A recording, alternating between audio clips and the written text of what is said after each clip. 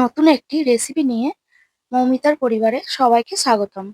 আলু দিয়ে মাংসের ঝোল সবারই কিন্তু খুব পছন্দের। যে কোনো ছুটির দিনে অথবা যে কোনো স্পেশাল দিনে মাটন কারি সবার বাড়িতেই হয়ে থাকে। দারুণ স্বাদের এই মাটন কারি রেসিপিটি আমাদের বাড়িতে কিভাবে রান্না করা হয় দেখে নাও। সম্পূর্ণ ভিডিওটি দেখার পর লাইক, শেয়ার এবং সাবস্ক্রাইব করার অনুরোধ রইল। আমার ভিডিও তোমাদের কার কার ভালো লাগে অবশ্যই কমেন্টে জানাবে আমাকে। চলো তাহলে দেখে নেওয়া যাক আজকের এই রেসিপিটি। মাটন কারি বানানোর জন্য নিয়ে নিয়েছি 1.5 কিলো মাটন। ভালো করে ধুয়ে জল ঝরিয়ে নিয়েছি। কড়াইয়ের মধ্যে সর্ষের তেল দিয়ে আলুগুলো নুন হলুদ দিয়ে একে একে ভেজে নেওয়া হয়েছিল।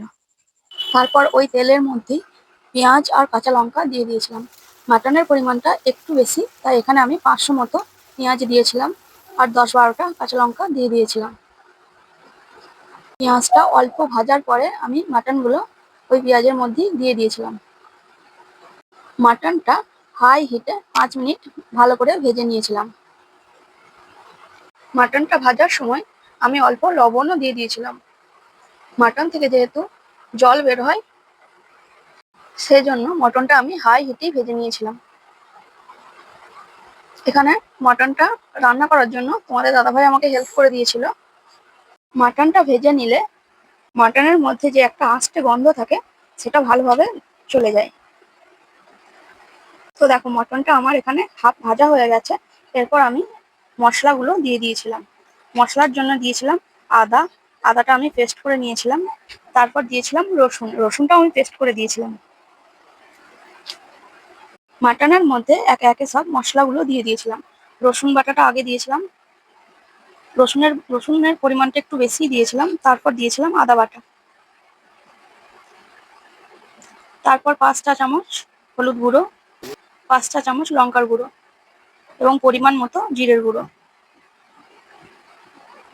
আর স্বাদ মতো লবণ।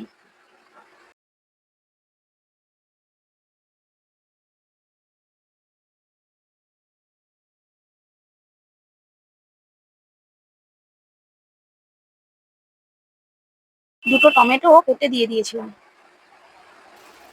তারপর সব মশলাগুলো একসাথে মিশিয়ে নিয়েছিলাম।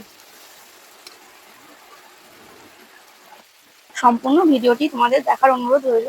আর আমার ভিডিও যদি তোমাদের ভালো লাগে তো অবশ্যই একটা লাইক দিয়ে পাশে থাকবে। তো দেখো এখানে মাটনটা আমার ভালো করে কষানো হয়ে গিয়েছিল। দেখো